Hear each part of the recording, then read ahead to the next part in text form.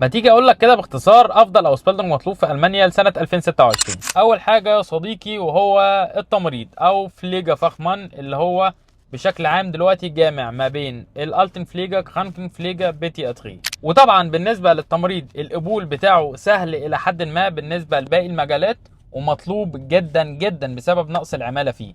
تاني حاجه هو الاي تي او فخ انفورماتيك، ده طبعا مرتباته بعد التخرج مفيش منافس، ممتازه جدا، وفرص الشغل بالنسبه لها كبيره جدا، مش بس في المانيا، في اوروبا وفي الخليج كمان. ولكن ده المنافسه فيه عاليه جدا، فانت محتاج يكون عندك خبره ولغه بيرفكت. ثالث مجال معانا وهو الميشاترونيكا او الميكاترونيك.